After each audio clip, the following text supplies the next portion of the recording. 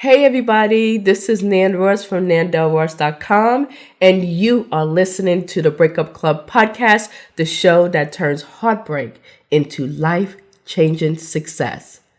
On today's episode, I would discuss the 6 reasons why you may be dating someone just like your ex. Girl, what about that one over there? Oh no, he's not my type. Okay. What about that one? Damn, he is fine. Definitely my type. I'll be back, girl. Stay tuned.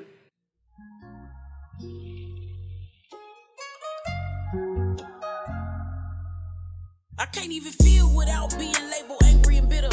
Alone I sit crying rivers, the pain and hurt I feel suppressing it deep. Don't want the cycle to repeat.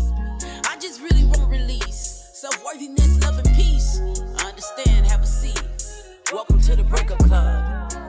Yeah, the Breakup Club. Yeah, the Breakup Club. Welcome to the Breakup Club. Yeah, the Breakup Club. Yeah, the Breakup Club. Yeah, welcome to the Breakup Club podcast with your host, breakup and self-love coach, Nan Ross.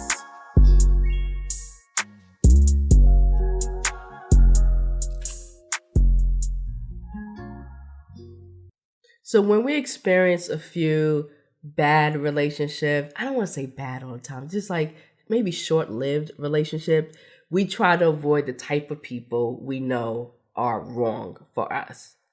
However, subconsciously, we keep tracking those we know just are not good to be around or for them to be around us. Why? It's because our ex, and going all the way back to childhood, the relationship that we have with our parents are imprints that we may not be fully aware of. But psychology and science tells us why we still attracting the same ex in different bodies. The first reason why you may be dating someone like your ex is that you are comfortable with what seems similar or familiar. Here's an analogy. If you are kissing all these frogs that don't turn into a prince, then those frogs have something in common, meaning that those frogs are attracting the same princess. I get it. You like people who are similar or have something in common, whether it be physical characteristics or appearances, religion, economics, social status. I get it. But you may or think that you had something in common with your ex, but that may be untrue. See, there are perceived similarities and actual similarities. You perceive or believe that you and your ex were so much alike, but in actuality, you were not on the same wavelength when you got together. I'm sure you had a great time, so much fun dating your ex before you decide to get in a relationship. You was like, oh my God, you're just so much fun. I really, really like you. But when you got to know each other, you start to filter out all the things you dislike about that person. For example, let's say you met your ex at a concert. You have the similarities, right? You both enjoy going to concerts. You like the same artist, maybe the same genre of music. You started feeling comfortable when you met that person. And you're just like, oh, we got so much in common. You know, you start to feel confident and positive and give this person a little bit more of your time. And now you're feeling each other. You go out on a couple of dates and you're just like, oh my God. Then from dating and, decided you want to get into a committed relationship. But after getting involved, you find out that they have ways about themselves that you don't like. They may be rude to strangers in the public, dislike kids, can't stand cats, have bad credit, hid their addiction, stop taking their medication, like to eat fried food every day with a clogged heart, childhood issues, secrets, lovers, and secret families on the other side of the country. Just because you like someone and have something in common doesn't mean that they are the right match for a relationship with you.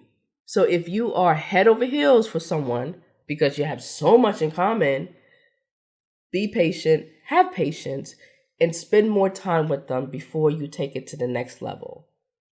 And as a side note, having too much similarities in the relationship can be quite boring because either one of y'all may feel unable to grow and develop. So the second reason why you might be dating someone like your ex is because of your attachment style. Now, psychologists say that our love interest has similar traits to our parents. Our attachment style, which developed from childhood, will impact the type of partner you are drawn to. Now, there are 3 main attachment styles: secure, anxious, and avoidant. And actually, avoidant is broken down into 2 subcategories, but we'll get into that. A secure relationship is someone that is confident, self-assured in their relationship. They don't need to be around their partner all the time. Anxious wants to be close and intimate with their partner. Now, there's nothing wrong with that, but they are known to be a little needy, clingy, smothering, and like to overanalyze the relationship. They're the one who send those long ass texts, over communicating, texting all the time. Hey, I called you, you need to call me back. Because they worry about their partner pulling away. The avoidant actually suppress their emotions to avoid emotional vulnerability. They refrain from being too close or someone being too close to them. They are known to be standoffish. And avoidant is broken down into 2 categories, like I mentioned: dismissive avoidance and fearful avoidant. Dismissive avoidance, of course, they distance, they value their own space over connections and relationship. They get nervous when the partner gets too close to them. Fearful avoidance are afraid of getting hurt.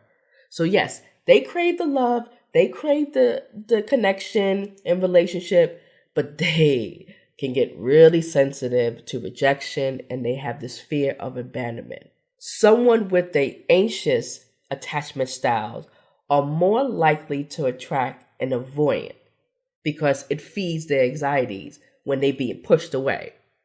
The avoidant will attract an anxious who doesn't feel safe, or they might run from those who are really secure. Those are the ones who say, I think you're too good for me. So they run in relationships. The friends with benefits relationship fits well with avoidance. I'm gonna be real. Here's a dialogue between a anxious and avoidant attachment style. Now, when I go through this scenario, it's not based on genders. I'm not saying that one gender usually play a certain attachment style. Okay, anxious. We have been dating for 4 months. I'm ready for a commitment. Where's this relationship going? The avoidant thinking, we back on this again? It's only been 4 months. If she asks for commitment today, that means she won't ask for marriage tomorrow. She will smother me. I won't have my space. What if she asks for my passwords? I don't think I could do this. The avoidant doesn't speak their mind. They hold their emotions in, and instead what they usually do is change the subject matter. Baby, please don't spoil the night. We're having such a great time. And usually after those conversations, the avoidant usually runs and be gone for a couple of days or a couple of weeks. Then return back and be like, hey, sexy. It's crazy, but that's usually what happens. Avoidance usually initiates the breakup because they feel like the anxious is it's too smothering. They can't breathe in the relationship. So let me switch to gender roles because I don't want you to think that avoidant is always a man and anxious is always a woman. Okay, here's avoidant. Baby, I'm tired. The girls and I were out all night. My phone died. I couldn't find my charger, but I'm home. Why are you tripping? Anxious. Really? It's midnight. You must have been drunk that you didn't even realize that I called 4 times and left 6 messages. I don't trust you with that Keisha girl you been hanging out with. Are you seeing someone else? Avoidant, baby. Okay. You need to make more sense. You know I love you, and I'm tired, and I'm going to bed. And you don't know, like 6 months later, or maybe a year later, the avoidant wants to file a divorce because the anxious is so clingy and don't even trust the partner. The third reason why you may be dating someone like your ex is how you attach, is how you break up. Now, relationship attachment styles can affect our breakup style, regardless of whether you're prone to being anxious or avoidant. In that first scenario I mentioned, that the avoidant usually initiates the breakup. An anxious person can take the breakup the hardest. And it's because people who have these high anxiety or high attachment anxieties are usually codependent on their romantic relationship, that they shut everyone in their life outside of that relationship. They shut them out. Now, after the breakup, now they lack support from their family and friends. There's no one there. And if the anxious has low self-esteem, most likely they would try to get back with their ex.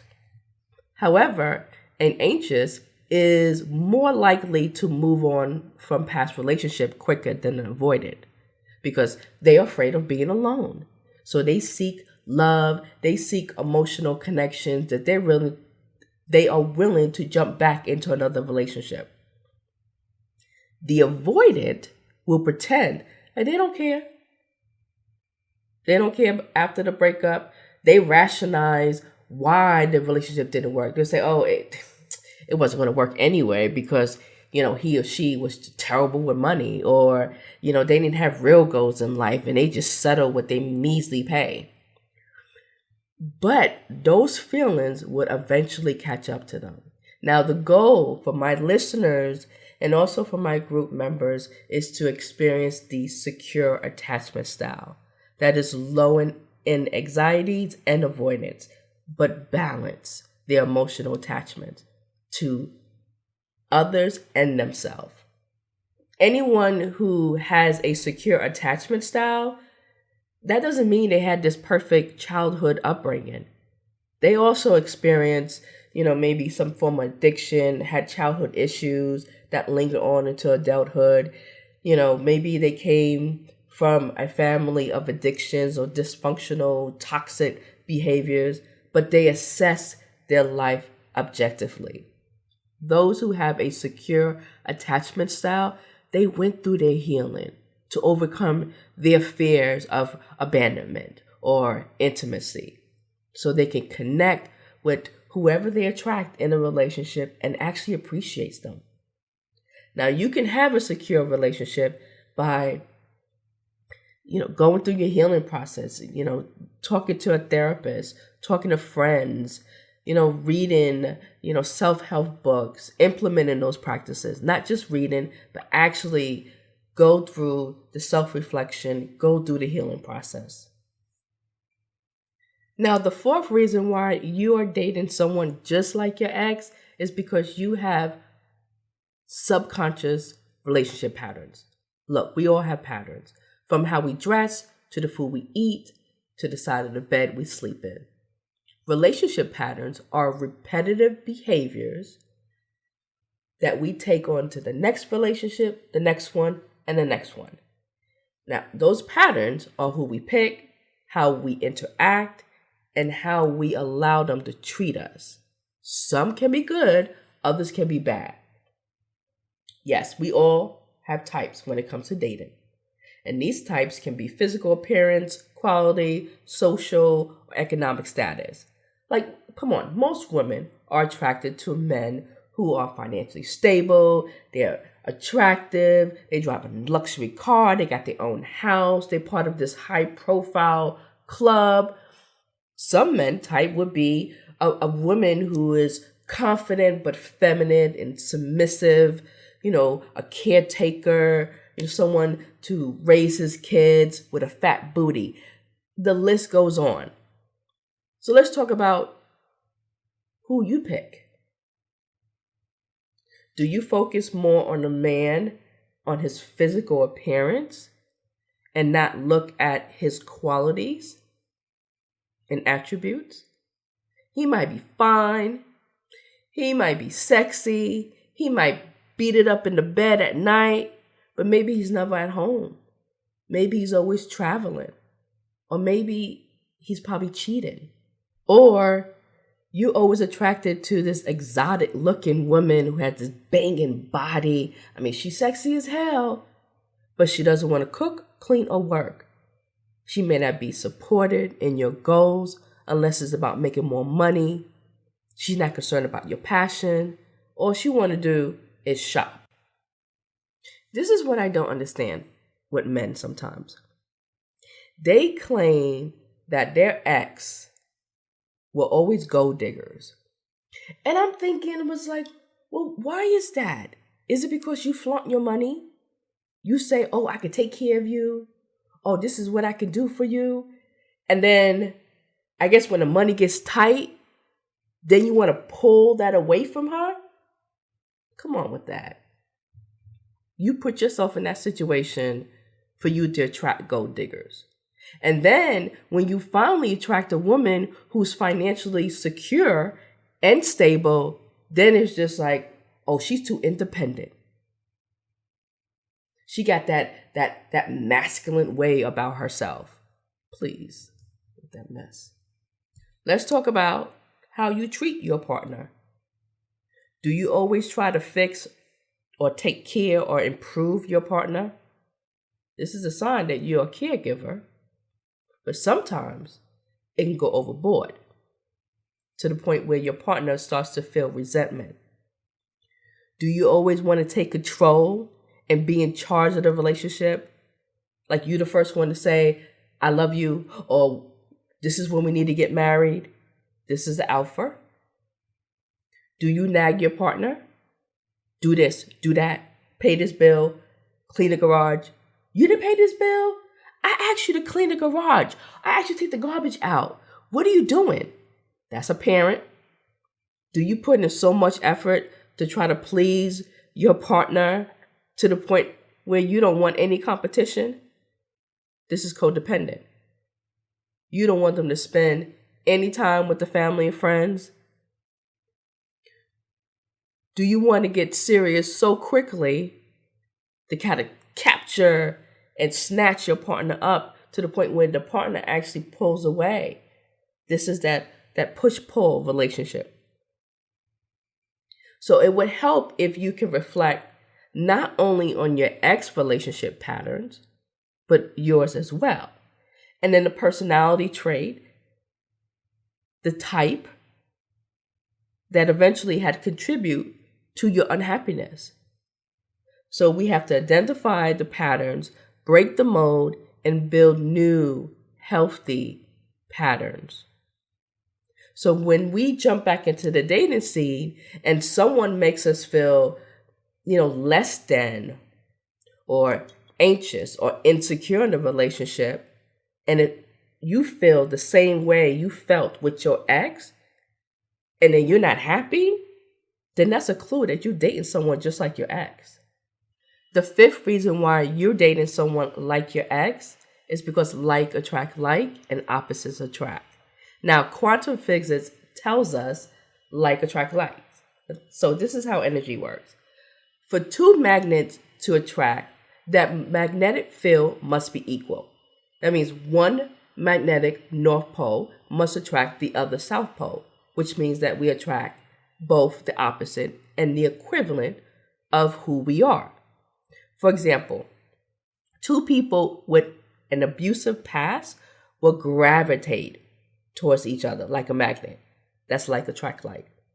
An abuser may not attract another abuser. Instead, they will attract someone who will tolerate the abuse. Here's the thing, they both resonate with fear that feeds insecurity issues. Back to that like attract like. However, these two coping mechanisms are the opposite.